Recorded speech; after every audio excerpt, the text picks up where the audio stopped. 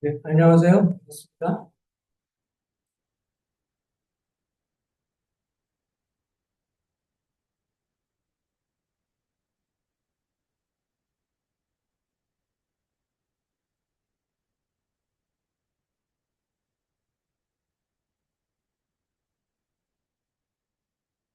저쪽에 서면 잘 보이지가 않으니까 아예 옆으로.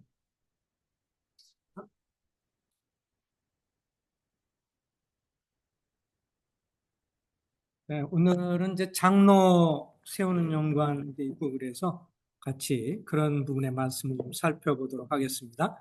성경에 보면 이제 직분이라고 말을 할 때 새 직분이 있는 것을 보게 되죠. 빌립보서 1장 1절, 2절을 같이 한번 읽어보겠습니다. 우리 같이 성경, 빌립보서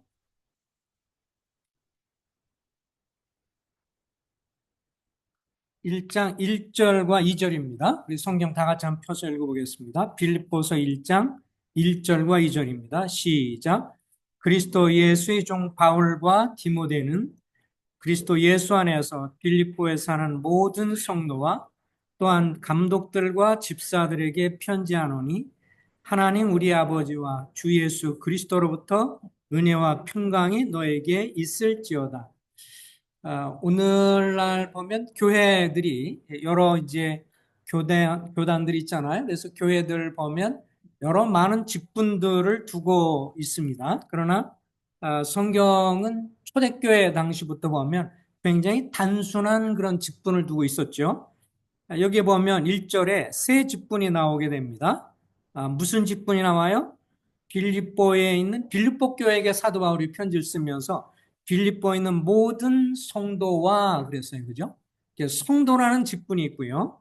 그 다음에 또한 감독들과 그래서 감독이라는 직분이 있고 또 집사들에게 편지하노니 그래서 집사 이렇게 세 직분이 가장 기본적이면서 중요한 직분입니다.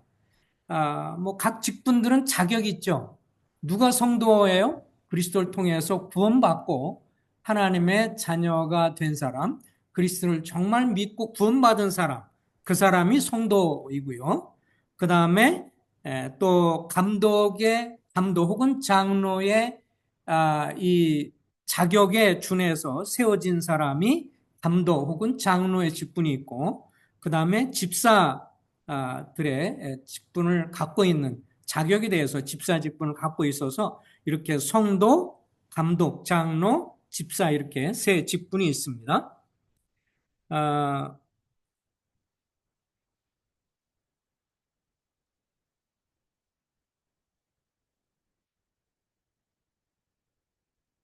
아무나 안 넘어가네 이게? 왜 안 넘어가지?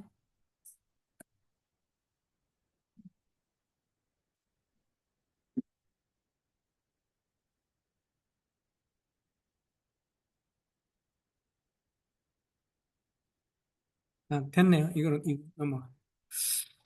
기독교 교회사의 개관을 좀 잠깐 살펴보면 주님이 이제 33년경에 돌아가시고 그러면서 핍박을 받은 초대교회라 하면 보통 예수님 오시고 나서 한 300년가량을 이제 초대교회라고 크게 볼 수가 있습니다. 이때 당시에는 신약 성경에 나와 있는 교회 모습을 갖고 있어서 예를 들면 매 주일마다 성찬식을 했고요. 그래서 뭐 성만찬이라고 줄여서 말하지만 정확하게 말하면 주의 만찬이라는 것이 이제 정확한 말이고요. 그래서 주의 만찬이 있었고, 그 다음에 복수 지도력을 갖고 있어서 교회에 이제 각 지역 교회가 복수로 지도력을 갖고 있었고요. 그리스도의 권위를 존중하는 너울에 관해서 너울은 뭐 남편의 권위를 말하는 게 아니고 여자의 머리는 남자요, 남자의 머리는 그리스도다라고 말씀하면서 그리스도의 권위를 존중하는 것을 말하는 것이죠. 어떤 사람들은 뭐 그건 뭐 당시의 고린도 교회 문화가 아니냐 이렇게 말을 하지만 나중에 고린도전서 11장에 보면 그러므로 이제 천사들을 인해서 여자들은 머리에 너울을 쓸 것을 말씀을 하고 있습니다. 천사들을 얘기하는 것은 뭐 문화가 아니잖아요. 그죠? 시대를 떠나서 천사는 문화를 말하는 것은 아니고요. 거기서 말할 때 원래 천사들이 하나님을 예배하고 경배하고 그래서 이사야서 6장에 보면 수랍 천사가 나오는데 날개가 여섯이라고 그랬어요. 두 날개로는 머리를 가리고 두 날개로는 다리를 가리고 두 날개로는 이제 날면서 삼일체 하나님을 찬송합니다. 거룩하다, 거룩하다, 거룩하다. 그러니까 천사들도 원래는 우리가 잘 아는 것처럼 루시퍼가 결국은 하나님을 찬송하던 천사장이었다가 그가 이사야서는 에스겔에서 나와 있는 것처럼 이사야서 14장, 에스겔 28장에 보면 하나님과 비기겠다 이렇게 대적하면서 내어 쫓김 받게 돼서 이 세상에 내려오면서 같이 타락해서 천사장 루시퍼를 따라왔던 자들이 오늘날 귀신들이 됩니다. 오늘날 세상에 무당도 있고 귀신들도 존재하는데 그것은 다 뭐예요? 타락한 천사들이죠. 그래서 이 하나님을 대조하고 타락한 천사의 모습을 보게 되는데 천사들도 하나님의 권위를 순종하는 선한 천사들이 있고 오늘날 스랍이나 그 다음에 그 예수님의 탄생이라든지 이런 것들을 그 이야기했던 가브리엘 천사라든지 그 외 우리가 이름을 다 알지 못하는 천사들 그리고 선한 천사들이 그리스도인들 여러분과 나를 돌봐주고 있고 하나님이 그 기도 응답할 때 천사들을 통해서 우리의 기도를 응답하게 하시는 역사를 하고 있죠. 그렇기 때문에 천사들을 인하여 권위 아래에 있는 표를 두라라고 하는 것은 선한 천사들도 하나님의 권위에 순종했던 거기 때문에 이 질서를 주님이 말씀해 주는 거죠. 그래서 하나님께서 남자를 창조하셨고 아내를 그 다음에 창조하셨고 또 아내가 먼저 범죄했고 또 남편이 범죄했고 그런 측면에서 하나님이 이거에 대한 질서, 창조의 질서를 언급을 하면서 말씀하신 거기 때문에 이거는 문화적인 거라기보다는 성경의 질서를 얘기하는 것이죠. 그렇지만 그래서 한 가정에 있어서도 우리가 뭐 동등하고 지위가 동등하지만 그러나 남편이 가장이 되죠. 그래서 이제 이 같이 결혼식 때 뭐 오늘날은 이제 뭐 화려하게 장식으로 하지만 원래는 이제 여자들이 머리에 신부가 뭐를 써요? 면사포를 이렇게 쓰잖아요. 결혼식 하면서 뭐를 이식하냐면 우리가 결혼하지만 이제 결혼해서 당신이 우리 가장의 머리입니다라고 남편 앞에서 너울을 쓰면서 그 면사포는 사실 그런 의미를 갖고 있어요. 오늘은 장식으로 좀 화려하게 해서 뭐 왕관도 쓰기도 하고 막 그렇게 하지만 원래 뜻은 그런 의미를 갖고 있었던 거죠. 그래서 쭉 내려왔던 건데 오늘날은 좀 세상 실정에 맞게끔 뭐 장식으로 변화가 됐지만 그래서 가정에서도 이제 우리가 서로 존중하고 서로 얘기할 수 있지만 최종 결정할 수 있는 것은 남편이 할 수 있도록 하는 게 가정의 리더십이고 그 지도력이죠.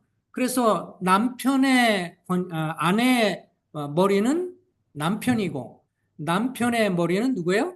그리스도이고 그래서 너울을 쓰는 거는 결국은 아내의 입장에서는 제 남편의 권위에 순종한다는 것, 그 배후에 있는 주님의 권위를 순종한다는 뜻을 말하고 있고 또 남자는 그러면 내 마음대로 하는 게 아니라 나는 누구의 권위 아래 있어요?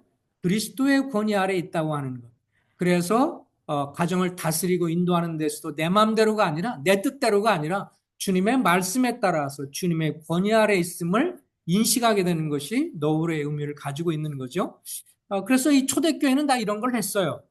그런데 언제부터 이제 서서히 변질되기 시작하냐면 AD 313년에 로마 제국 콘스탄틴 왕이 대제가 기독교를 그 핍박을 했던 10명의 아주 악랄한 그런 로마 황제들이 이제 기독교인을 핍박했는데 너무 이제 그리스도인들이 많아지고 왕궁에도 예수 믿는 사람이 많아지니까 결국은 또 뭐 전쟁하면서 그가 뭐 십자가 표시를 해서 이겼다라고 생각을 해서 기독교를 공인하게 되면서 서서히 이제 교회에 타락이 오기 시작을 합니다. 그러면서 455년경에 로마의 장로, 로마의 감독이 다른 지역보다 우리가 더 탁월하다.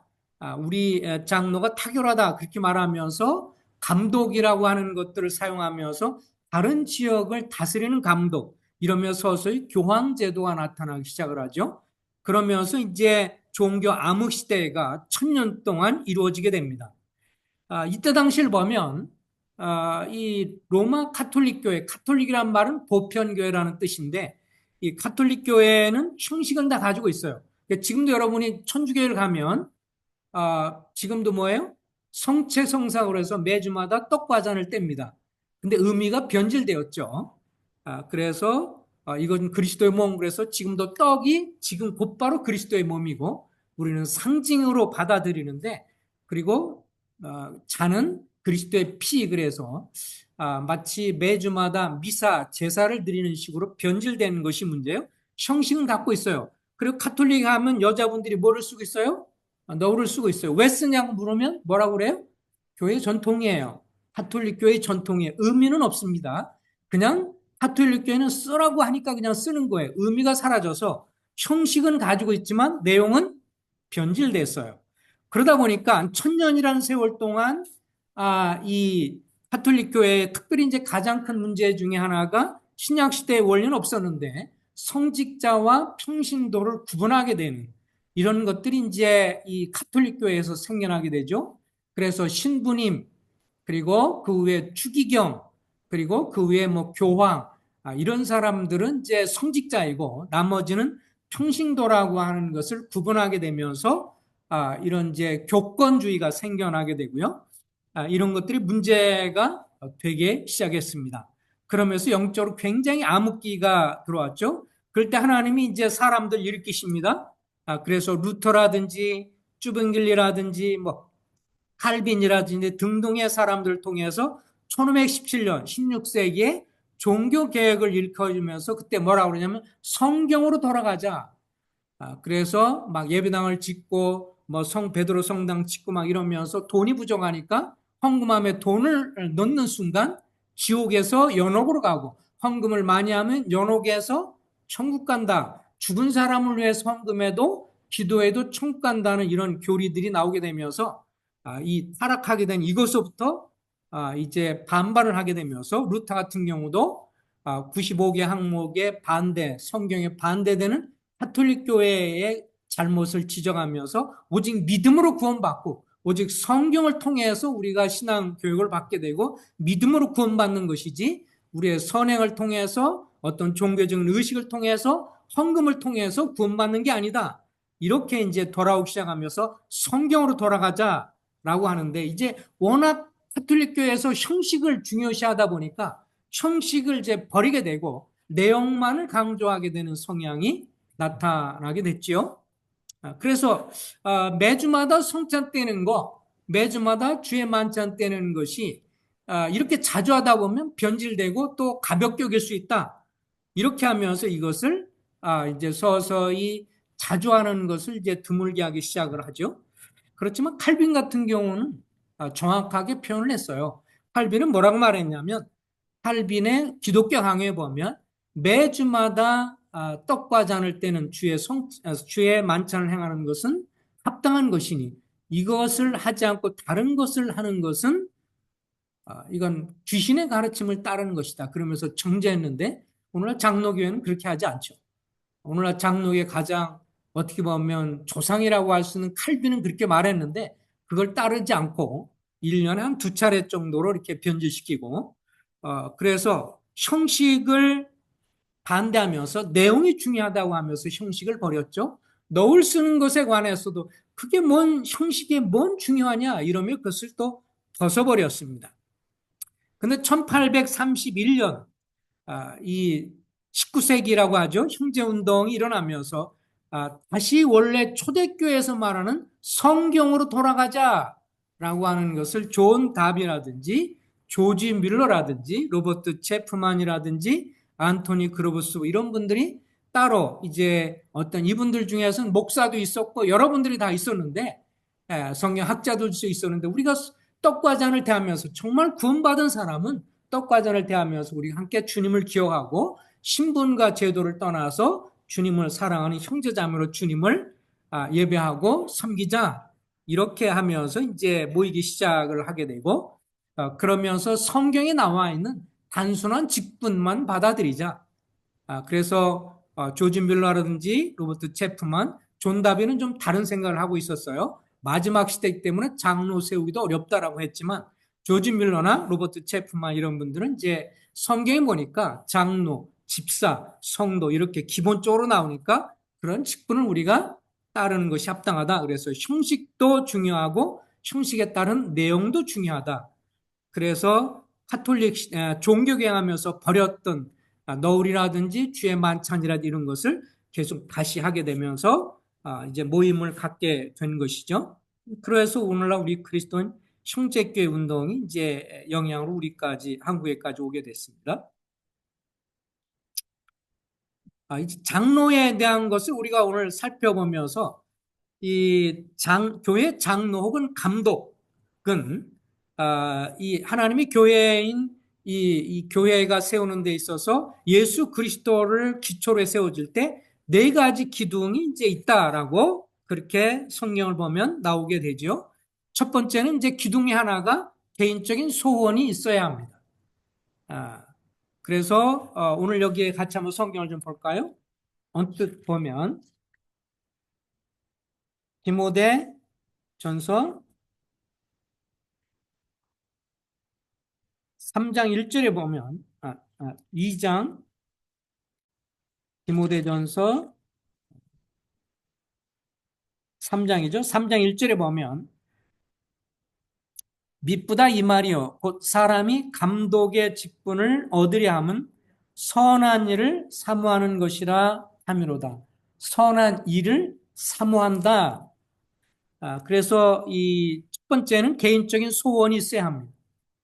아, 나중에 이제 많이 큰 교회 식구들도 많은 그런 모임에서 보면 어떤 경우는 인격도 훌륭하고 여러 가지 면에서 다 훌륭한데 장로로 섬기는 것을 원하지 않는 분들이 계세요. 그 이유가 뭐냐? 장로로 섬기는 것이 너무 피곤하고 힘든 일이기 때문에. 왜냐하면 성도들 돌아봐야 되잖아요. 성도를 돌아보고 관심 갖고 신방도 하고 도와줘야 되고 연락도 하고 계속 성도를 섬기는 일을 자기 가족뿐만 아니라 성도를 섬기는 것에 헌신을 하는 일이기 때문에 그것이 힘들고 어려워서 안 하려고 하는 분들이 있습니다. 그렇기 때문에 개인적인 선한 소원이 있어야 하고요. 그것이 교회를 세우는 장로를 세우는 첫 번째 기둥이고 두 번째는 객관적인 자격이에요. 디모데전서 아까 우리가 읽었던 3장 그리고 디도서 1장에 보면 장로는 한 아내의 남편이며 쭉 이런 내용들이 있잖아요. 그래서 객관적인 자격이 있고 그리고 세 번째는 공적인 시험이 있다. 나중에 다 살펴보겠습니다. 그리고 네 번째는 공적으로 임명을 하는 것이 맞다. 이 네 가지가 있을 때 장로로 세우는 데서 든든하고 확실한 기둥이 되는 것이다. 이 중에 하나만 없어져도 든든하게 세우지를 못하게 되죠. 장로의 자격이 있지만 소원이 없다든지 또 소원이 있는데 자격이 안 된다든지 또 공적으로 성도들에게 인정받지 않았다든지 또 장로는 장로인데 누가 장로인지 몰라 세우질 않아가지고 언제 장로되는지도 모르고 왜 됐는지도 모르고 이건 다 비성경적인 거죠. 확실하게 장로라고 하는 것을 장로들을 세우기 전에 성도한테 얘기를 하게 되고 그거에 대해서 반대되거나 뭐가 있으면 표현하라고 그러고 그래서 나중에 그런 것들이 아니라 다 받아들였을 때 아멘으로 받아서 성도들 앞에서 기도로 이제 같이 기도하면서 선임 장로들이 함께 기도하고 그러면서 공식적으로 장로라는 걸 이제 교회 가운데 선언하고 그때부터 함께 섬기는 이런 것이 있어야 하는 거죠. 어떤 분은 그렇게 했다고 그러더라고요. 장로를 먼저 있던 선임장은 어떤 형제 전화해가지고 형제님 다음 주부터 장로로 섬기시죠. 개인적으로 전화하면 어떻게 공식적으로 알려줘야지. 이런 거는 합당한 자세가 아닌 거죠. 그래서 공식적인 것이 필요하다. 자, 장로 감독 이런 것은 동일한 사람이다라고 하는 거죠.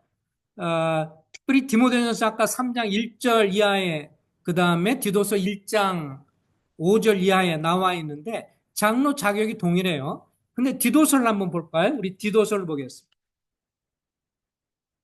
디도서 디도서 1장 348절입니다. 348페이지. 자, 여기 보면 사도 바울이 그 디도를 크레테, 오늘날 크레테 섬이라고 하는데 크레테에 남겨둔 이유는 남은 일을 정리하고 내가 명한 대로 각성의 장로들을 세우게 하려 함이라. 그러면서 장로는 책망할 것이 없고 하나님의 남편이며 방탕하다는 비난을 받거나 불순종하는 일이 없는 믿는 자를 둔 자라 할지니라. 그러면서 7절에 감독은 하나님의 청자기로서 책망할 것이 없고 제 고집대로 하지 아니하고, 그러니까 앞부분에서는 장로를 세운다 그랬다가 7절에서는 감독은, 근데 이 같은 동일한 내용이 디모데 전서에 보면 감독이라 그러면서 쭉 나오거든요. 그래서 장로와 감독은 동일한 사람을 얘기하는 것이다. 그럼 어떤 차이가 있느냐? 장로는 뭐예요? 따라서 합시다. 여기 읽는 대로 한번 읽어보겠습니다. 시작. 장로는 영적으로 성장한 사람을 가리키는 말이고, 감독은 장로와 하는 일을 강조한 말이죠. 장로가 감독하고 돌아보고 이런다는 면에서 감독이라고 표현을 해주고 있고요. 그러면 목자는 뭐냐? 예배서 4장 11절에 나왔는데, 주님이 이제 각 교회에 주님 우리에게 은사를 주시잖아요. 어떤 사람 돕는 은사, 어떤 사람은 이 자비의 은사, 긍휼의 은사, 뭐 여러 가지 은사들을 주는데, 그 중에 이제 예배서 4장 11절에서는 사람 자체가 은사로 주신 사람이 있어요. 그래서 사도도요. 사도도 은사 중에 하나였었고요. 선지자도 역시 그랬습니다. 그러면서 오늘날은 사도와 선지자는 존재하지 않으니까 성경이 다 기록되고 그러면서 오늘날 남은 이 은사자들은 누구냐면 목사와 교사와 누구예요? 전도자, 복음 전하는 자, 이 세 은사자가 남아 있습니다. 그러니까 어떤 사람은 장로이면서 장로죠. 그렇기 때문에 또 감독회를 하면서 그 사람이 교회를 돌아보고 성도들 목양도 하고 가르치기도 하고 그러면 그 사람 또 누구예요? 목사이기도 합니다. 목사라는 말이 예배서 4장 11절에 딱 한 번 나오는데, 이 목사라는 말과 뭐가 동일하냐? 목자라는 말과 동일합니다. 목자 사실 동일한 말이에요. 그래서 주님이 나는 선한 목자다라고 말했는데, 또 다른 오늘날 듣기 쉬운 말 하면 나는 선한 목사다 이런 말과 똑같아요. 거기서 목사라는 것은 목양하는 사람이다라는 뜻으로 목사라는 표현을 썼고, 좀 더 그냥 순전하게는 목자라는 말을 더 많이 쓰게 됐죠. 그래서 나는 목사라고 하지 않고 나는 목자라, 나는 선한 목자라, 너희를 위해서 목숨을 버린다는 단어가 동일한 단어이기 때문에 목자 같은 말이고요.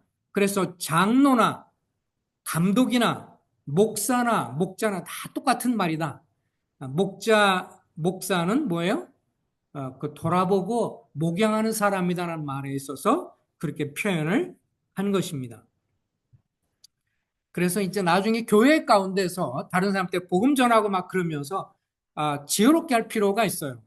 우리는 어쨌든 그래도 장로와 감독은 우리가 이야기를 하지만 목사라는 표현을 이제 자주 쓰지 않고 있는 표현인데, 외부 사람들한테 복음을 전하면서 오늘 형제님 오셔서 말씀 전해요 이러면 교회 다니는 사람들 그렇게 얘기하면 그 사람도 어떻게 생각하는 줄 아세요?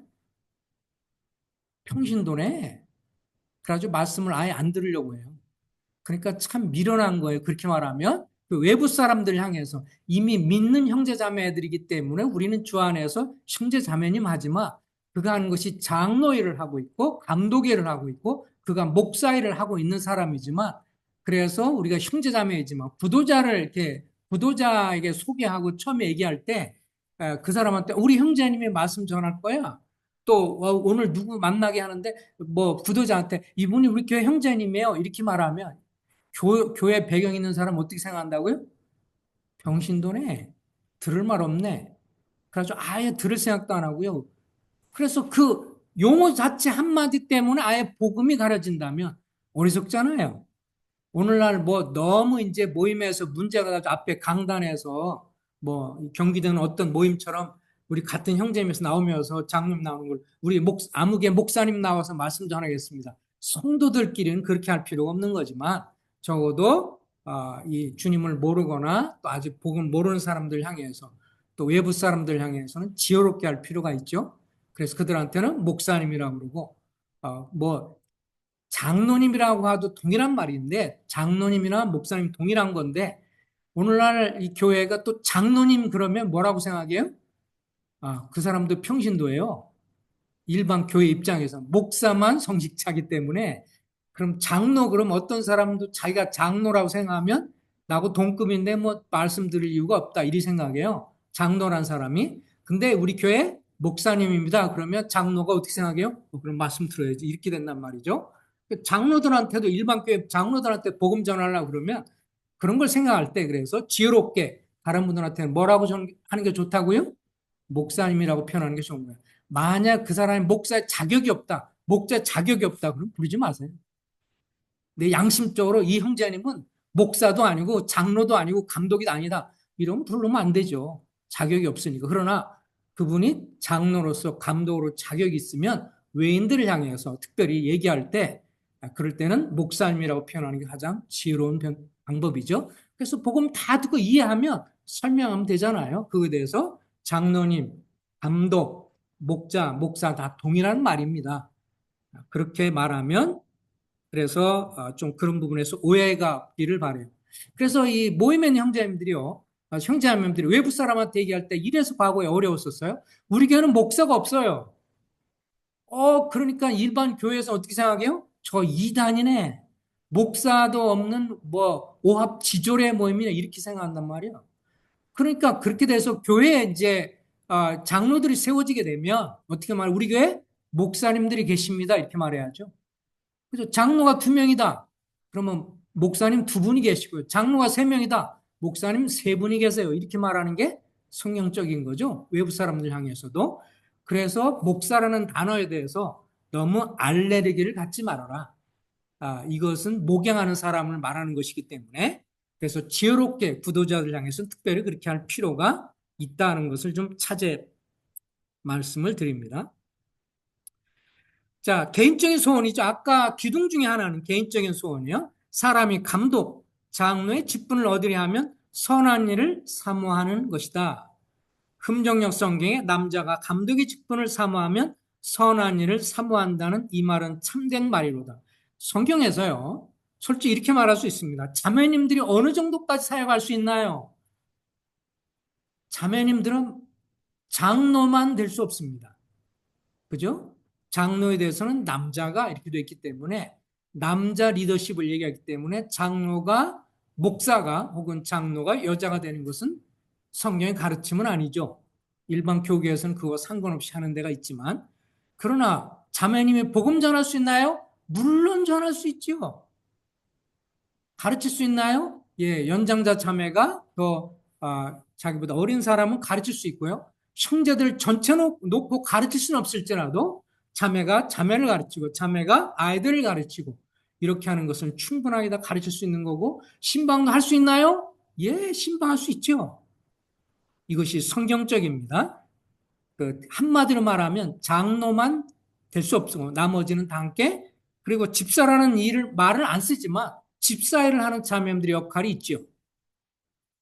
지금도 그래서 그 말을 써야 되냐 안 써야 되냐는 것은 약간의 그 분별과 그런 것이 있지만 어쨌든 중요한 건 여기 있습니다. 장로는 진정한 성경적으로 세운 훌륭한 장로는 자기가 직분을 좋아하는 게 아니고 장로라는 위치를 좋아하는 게 아니라 어떤 사람이라고요?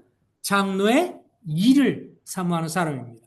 성도를 돌아보고 관심을 갖고 기도하고 그리고 연락도 하고 어려울 때 신방도 하고 상담도 하고 돕는 사람이 장로를 하는 거예요. 개인적인 소원이 먼저 첫 번째고요. 두 번째, 그래서 이렇게 말을 했습니다. 표준 세 번역 읽어보겠습니다. 예수께서 시작. 예수.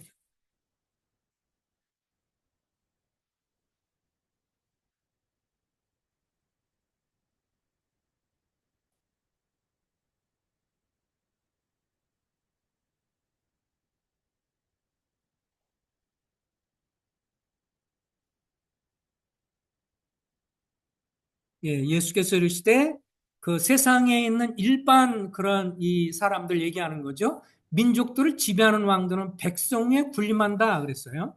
그리고 백성들은 권세를 부리는 자들은 은인이라고 썼어요. 이게 뭐 은혜를 베푸는 사람, 뭐 그렇잖아요. 세상에서 높은 지위에 있는 사람은 자기가 뭔가 대단하게 이렇게 은혜를 베푸는 사람인 것처럼 그렇게 표현하잖아요.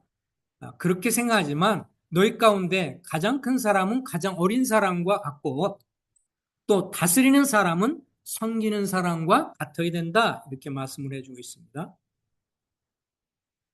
그래서 이 초대교회의 복음전도라고 쓰는 이 학자, 성경학자 마이클 그린은 이렇게 말을 썼어요. 초대교회의 쭉 역사를 기록해 가면서 우리가 교회의 지난 역사를 돌이켜보면 교회를 세우는 분이 본을 따르는데 실패했다고 고백할 수밖에 없지 않은가. 교회를 세우신 그리스도의 본을 따르는데 실패했다라고 일반은 이제 기독교적인 입장에서 말한 거예요. 교회는 너무나 자주 종의 옷을 벗고 지배자의 옷을 입었다. 특별히 카톨릭 시대에는 아주 이게 심했죠. 그리고 이제 개신교회가 개혁을 했지만 그럼에도 불구하고 이런 문제가 있고요. 심지어 오늘날에도 우리는 교회의 진정한 모습이 그리스도에 대한 사랑과 다른 사람에 대한 이기심 없는 봉사로 뭉친 사람들이라고 말하기 어렵게 되었다. 이게 이제 오늘날 일반 교회 모습을 얘기하는 것입니다. 너무도 섬김을 버리고 이렇게 권위 행사하려고만 했다라고 하는 것을 지적하는 겁니다. 자, 첫 번째 기둥은 뭐였어요? 개인적인 뭐예요? 소원이 있어야 돼요. 그죠? 두 번째는 객관적인 자격입니다. 객관적인 자격이라는 말은 성경에서 하나님 보실 때 누구에게도 적용이 되는 자격이라는 거예요. 주관적이라는 말은 내 개인적인 거예요. 그죠? 이 주관적인 자격이다 그러면 사람마다 다 달라요. 나는 술만 안 먹으면 되겠지? 이건 주관적인 자기 생각한 거예요. 또 다른 사람 어떤 사람 나는 가르치기만 잘하면 무조건 돼? 이건 자기 생각이죠. 이건 주관적인 생각이에요. 객관적이라고 하는 것은 누구나 다 받아들일 수 있는 보편 타당한 그 말을 객관적이다 이렇게 표현을 합니다. 그러니까 누구에게도 적용이 되는 그런 자격이다. 그래서 그것을 객관적인 자격이다 이렇게 표현을 하는 것입니다. 자, 아까 말한 인격적인 면이 있죠. 술을 즐기지 않고 다투지 않고 급히 성내지 않고 절제하며 제 고집대로 하지 않고 장로의 자격 중에 한 가지는 관용입니다. 그래서 어떤 것을 얘기할 때 장로들은 가급적 이런 자세가 좋은 거죠. 어떻게 해요? 형제 자매님들의 생각은 어떠십니까? 먼저 들어보는 거예요. 자기 생각을 먼저 딱 얘기해가지고 이렇게 합시다. 그런 다음에 약간 인상을 쓰고 어떻게 생각하세요?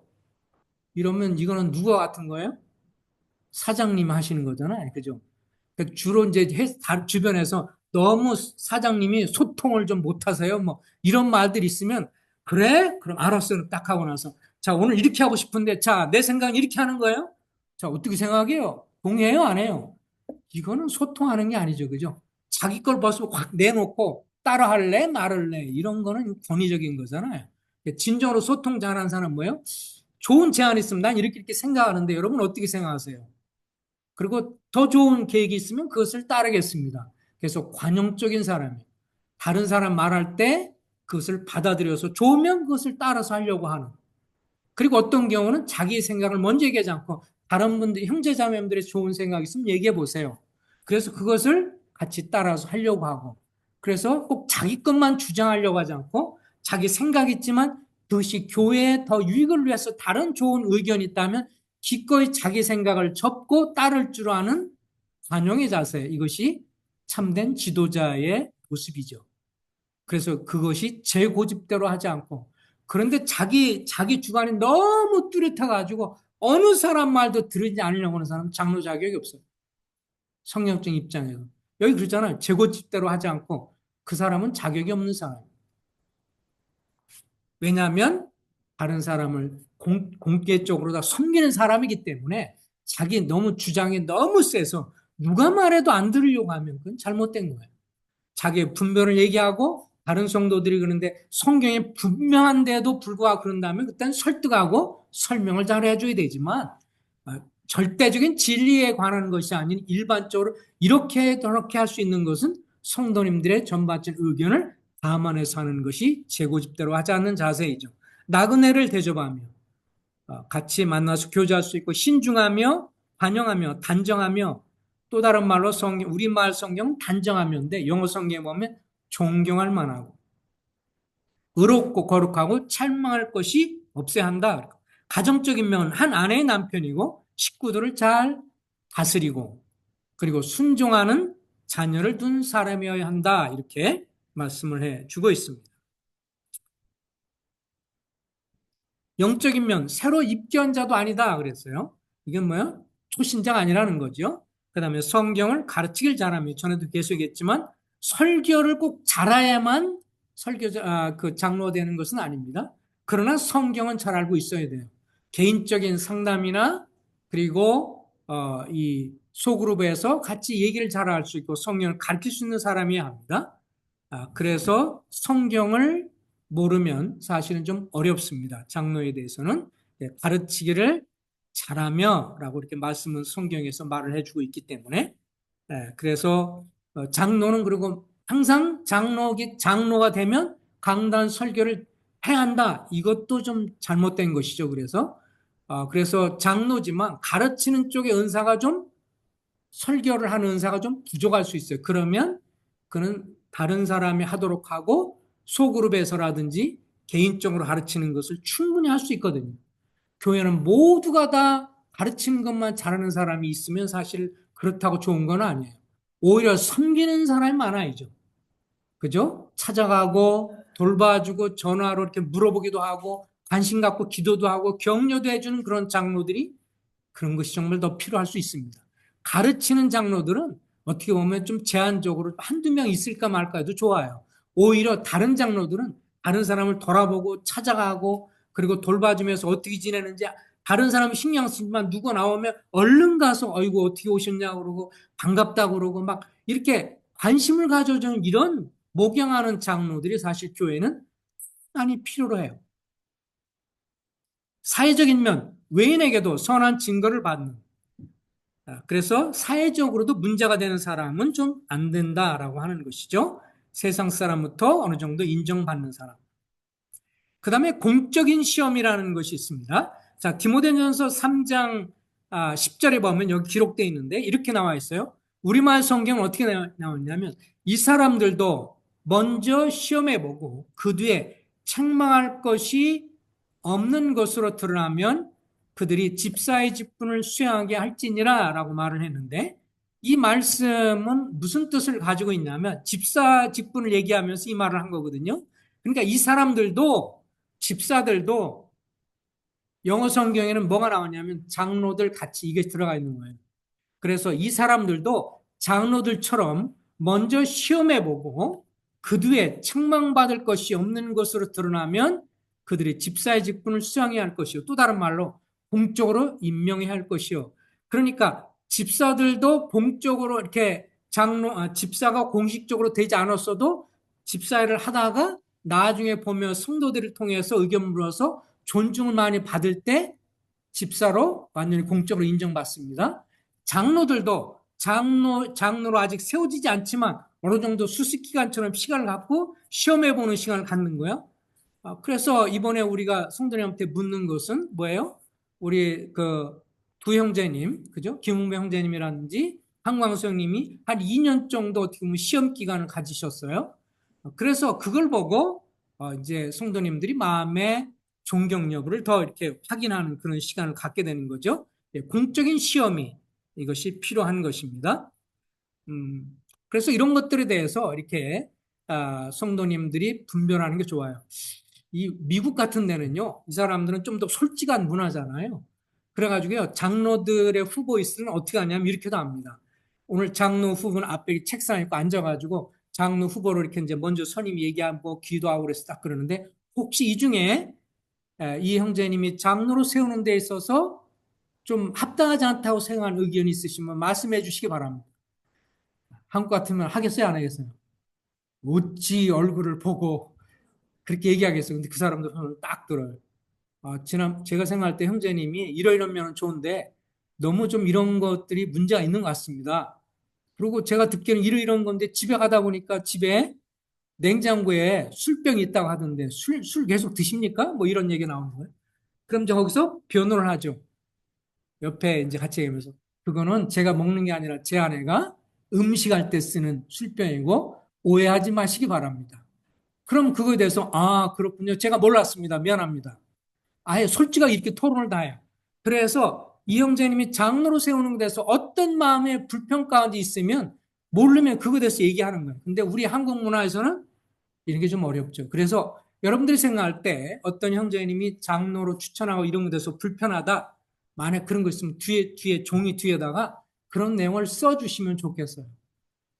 이렇게 볼 때 이 형제님은 내가 장로로 지지하는 것은 좀 이러이런 문제가 있는 것 같은데 이런 거에 대해서 좀 확인을 좀 해주시면 좋겠습니다. 라고 쓰면 제가 보고 제가 뭐 어쨌든 선임 장로로 섬기고 있으니까 보고 그 가정과 얘기할 때 교제하도록 하겠습니다.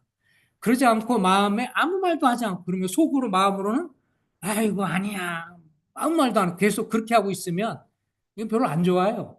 우린 빛 가운데 서로 교제하는 게 좋으니까 오해일 수도 있잖아요. 그죠? 본인 생각 아까 말한 것처럼 집에 있는 그 술병을 보고 냉장고 있는 거 보고 술 드시나 이렇게 하면 계속 생각 가오는데 기도하고 그러면 저 양반 술 얼마나 먹나? 술 취해가지고 오늘 뭐 얘기하는데 약간 좀 주저주저해. 어젯밤 일 때문에 힘들어. 저 양반 어제 술 먹고 자나? 이게 계속 술. 이러면 안 되잖아요. 오해를 하지 말아야지. 그러니까 뭔가 만에 꺼리낌이 되고 좀 불편한 게 있으면 정리를 해서 이렇게 써서 간단하게 쓰시면 그런 거에 관계돼서 얘기도 해보고 성도님 중에 이런 의견도 있었는데 이건 사실 왜곡된 건지 오해인지 사실인지 같이 한번 얘기해 보겠습니다. 이제 나중에 오늘 청구된 거 내용 갖고 두 형님 가정 가서 교제할 겁니다. 그래서 그 내용들을 보면서 같이 교제할 거기 때문에 그런 것들이 어쨌든 공적인 시험 이것이 꼭 필요하다라고 하는 거죠. 먼저 장로를 시험한 후에 장로 직분을 수행하게 하는 것 같이 집사들도 시험한 후에 집사의 직분을 수행하게 한다는 것이 본문의 강조 내용이고요. 그 다음에 뭐 거의 같은 내용인데 이제 여기에서 말하는 것은 장로와 집사 후보들의 인격을 공적으로 점검하고 평가하며 또한 면밀히 살피는 것을 의미한다. 구체적으로 시험하는 과정은 지옥계 재량에 맡겼다. 성경에서 이렇게 시험하라라고 말하진 않았어요. 그렇지만 적어도 성도들이 알아야 되니까 시간을 갖는 것 이거는 합당하다라고 생각이 되어집니다. 이제 공적인 임명에 아까도 얘기했지만 그 장로 임명을 우리가 분명히 합니다. 사도행전 20장 28절 다 같이 읽어볼까요? 시작. 여러분은 자기를 위하여 또는 양떼를 위하여 삼가십시오. 성령이 그들 가운데서 여러분을 감독자로 삼고 하나님이 자기 피로 세운 사신 교회를 보살피게 하셨느니라. 자, 장로들은 감독들 혹은 목자들은 누가 세워요? 기본적으로 성령이 세우십니다. 그죠? 성령께서 먼저 그 사람에게 뭐요? 선한 소원을 주고 주님 앞에 기도하고 영적으로 성장하고 이런 면에서 성령께서 그래서 그 마음 가운데 성도들을 섬기고자 하는 그런 선한 마음을 갖고 기도하게 되고 이런 마음을 주시는 것이 누구예요? 성령이고 성령께서 그가 섬기는 일에 은사를 주세요. 그리고 섬기는 것에 선한 결과도 주시고요. 성령이 세웁니다. 그럼 우리가 하는 일은 뭐냐? 성령이 세운 사람들을 우리가 공적으로 인식을 하고 확인을 하는 것입니다.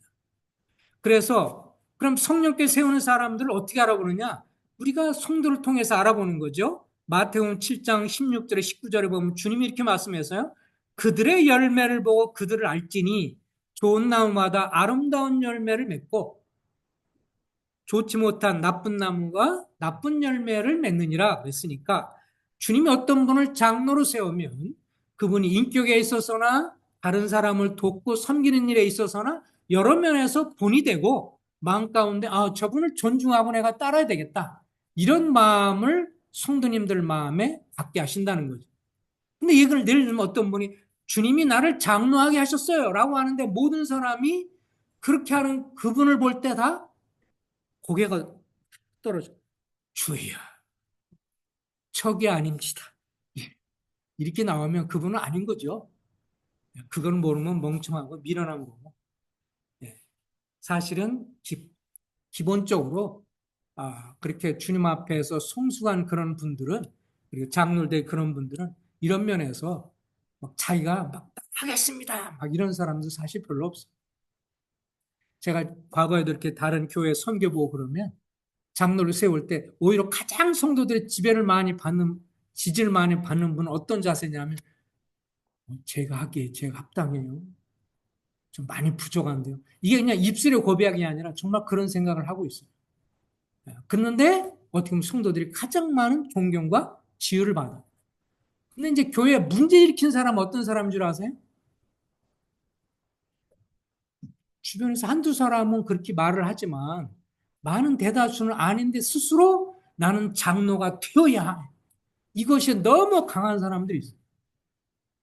그럼 나중에 어떤 현상이 일어나면, 만약에 장로를 안 세워지면 시간이 지나면 다른 지옥계로 가버립니다.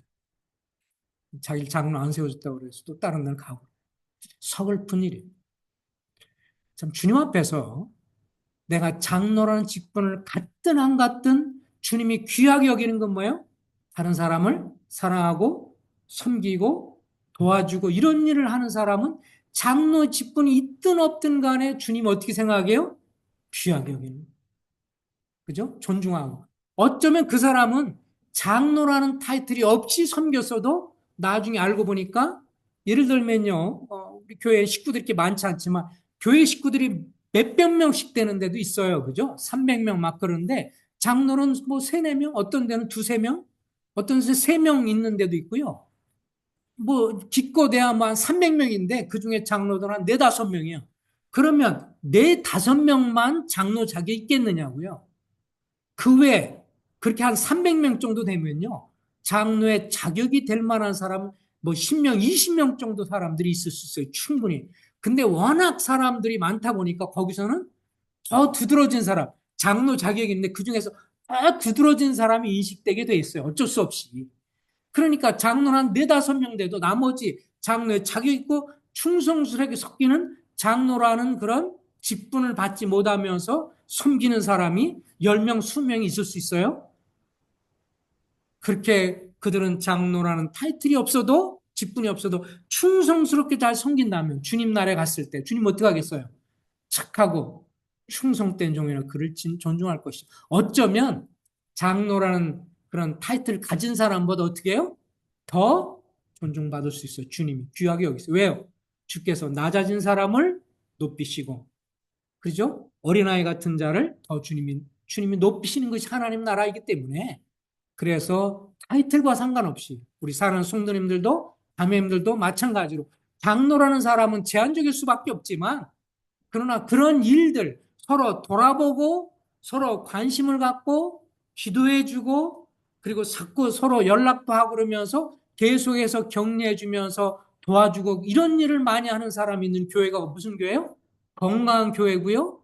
정말 다 같이 소목자들이 돼서, 교회적인 장로는 아닐지라도 소목자는 될 수 있잖아요. 한두 사람은 돌보는 사람은 소목자예요. 우리 앞으로 이 비전교회가 성공적인 사역을 하는 그런 교회가 되려면요, 소목자분들이 많으셔야 돼요.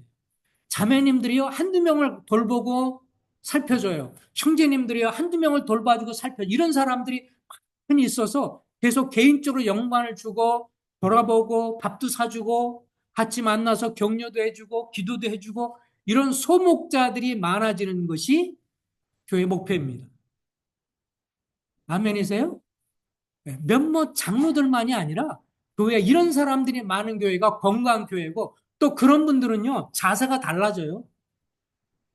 제가 지금까지 보는 것 중에 한 가지는 뭐냐면, 교회에 이렇게 여러 교회를 보고 지금도 뭐 여러 개를 어쩔 수 없이 돌봐달라고 요청받아서 섬기고 있지만, 가서 보면 느끼는 것은 이런 거예요. 그 교회에서 주일학교든 학생부든 아니면 개인적으로 누굴 양육하든 뭐가 됐든 다른 사람을 섬기는 것을 해보고 그 일을 하는 사람은 교회를 향해서 긍정적일까요? 부정적일까요? 너무 쉬운 질문하죠? 근데 신기하게요. 아무 일도 안 하는 사람들은 부정적인 말을 많이 할까요? 긍정적인 말을 많이 할까요? 아마도 부정적인 말을 많이 합니다. 이게 공통적 특징이에요. 여자분들도 그렇잖아요. 자, 결혼해서 아기를 낳아서 길러본 엄마하고 나이는 많은데 결혼하지 않고 애를 못 낳으면 애들에 대한 관심에 있어서 누가 달라요? 누가 더 관심을 가져요? 자식을 낳아서 길러본 사람이 더 다른 자녀들에 대해서 관심도 갖고 돌보려고 그러고 어찌 하는데 혼자만 있는 사람은요, 그런 걸 잘 안 해요. 관심도 별로 없고요. 교회에서도 마찬가지인데요. 다른 사람을 목양하고 다른 사람을 섬기려고 그러고 뭐 타이틀이 있든 없든 다른 사람 관심 갖고 연락하고 관심 갖고 이런 일을 하는 사람은 목자의 마음을 가진 소목자들이기 때문에 이런 분들은요. 교회를 향해서 긍정적인 마음을 갖고 뭐 이렇게 비판적인 거 별로 잘 얘기 안 해요.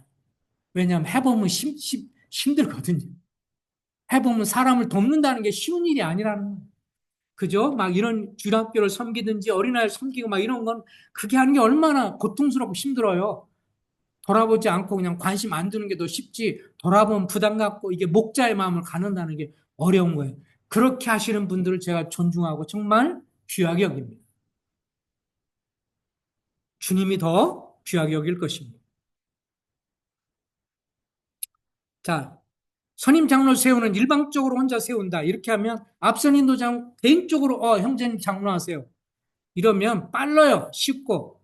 그런데 성도님들이 존중하지 않으면 엎어져요. 나중에 시간 지나.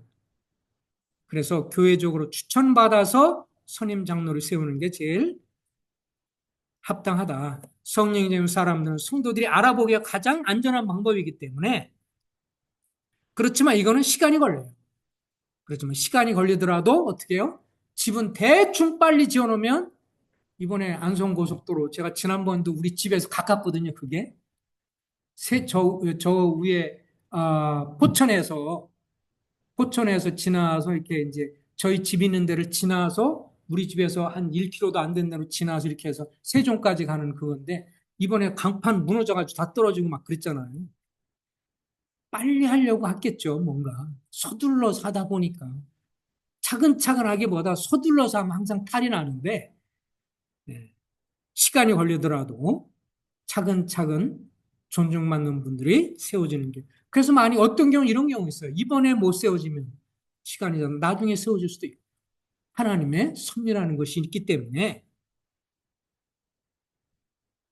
각 교회에서 장로를 택하여 임명하여 금식하고 그래서 공적인 임명이죠. 그래서 택하고 임명하고 안수한다는 것은 공적으로 기도한다는 거기 때문에 그래서 공적으로 이것을 하는 게 필요하다. 자, 그럼 교회에서 장로들은 임무와 목양의 책임은 양떼를 먹이는 거죠. 주의 말씀으로 성도들을 먹이고 가르칩니다. 근데 양떼를 먹이는 것은 아까도 얘기했지만 설교에서 할 수 있고 소그룹으로 개인적으로 여러 면에서 섬길 수 있는 것이죠. 그리고 양떼를 인도하고요. 교회 방향을 전하고 또 성도들을 개인적으로 도와주고 교제하면서 인도하는 일을 하고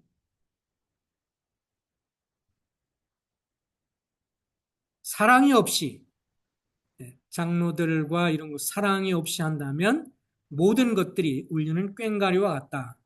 모든 섬김은 사랑이 동기가 돼서 양떼를 보호하고 잘못된 교훈이나 악으로부터 보호해주고 보살피는 역할을 하는 것이 또 장로 역할이고요.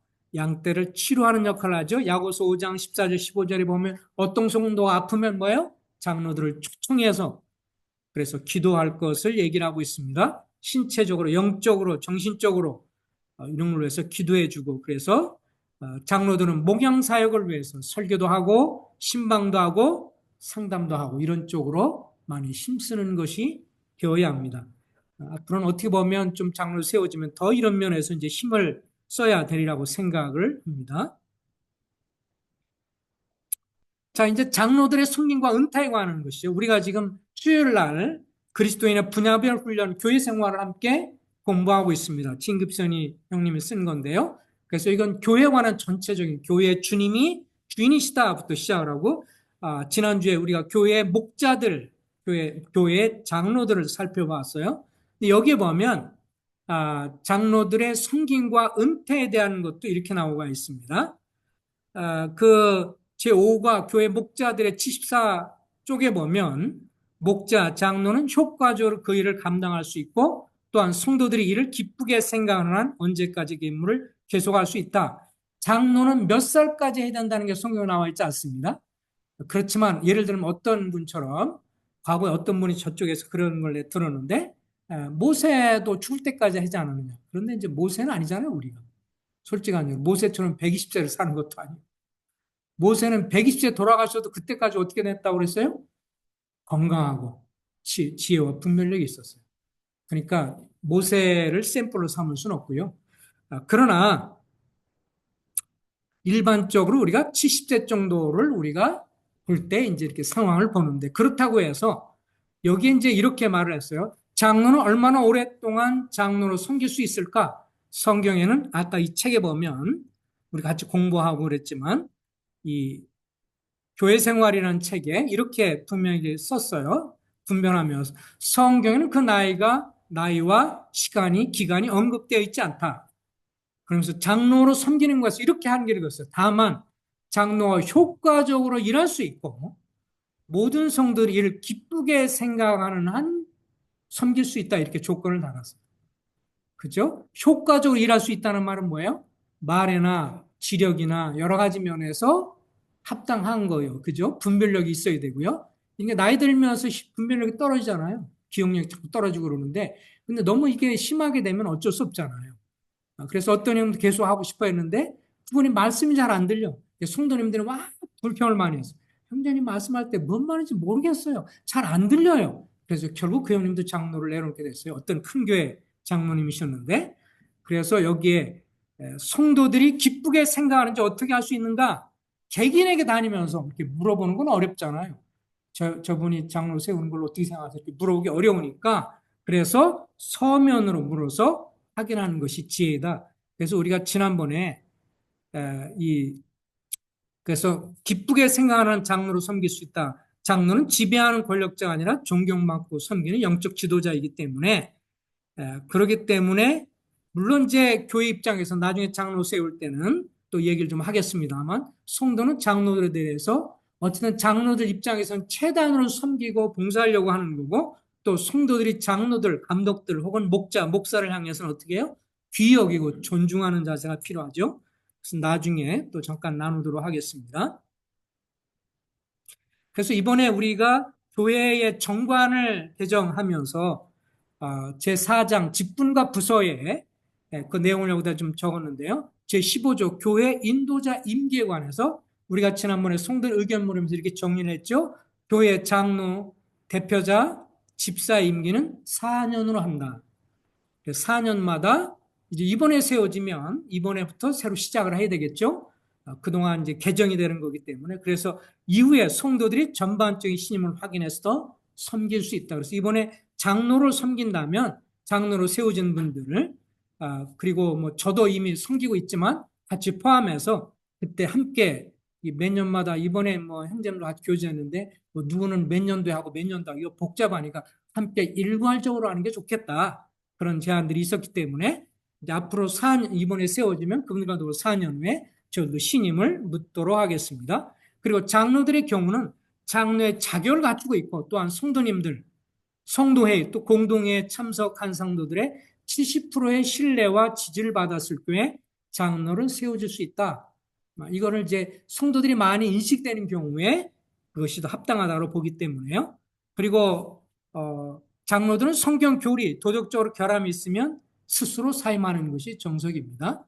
그렇지 않을 경우에 문제가 있는데도 사임하지 않으면 성도들의 3분의 2가 이분이 합당하지 않다라고 불신임을 받으면 장로 자격을 상실하게 되고요. 그리고 네 번째, 이번에 그래서 여기에 이게 더해진 건데요. 장로들의 정년은 만 70세로 한다. 대략적으로 그런 거죠. 그렇지만 다만 교회 성도들의 70%가 더 섬기길 원하고 본인도 동의하면 좀 더 연장해 섬길 수 있다. 왜 이렇게 그 교회의 이 정관을 이렇게 했냐면 교회 정관은 가급적이면 성경적인 전반적인 지침에 가까워야 합니다. 그러지 않으면 정관 따로 실행 따로 이러면 이건 뭐 이상해지는 거예요. 그리고 나중에도 아주 굉장히 혼란스럽고요. 그러니까 아까 여기에 장로에 대해서 뭐라고 그랬어요? 효과적으로 섬기고 그 다음에 뭐예요?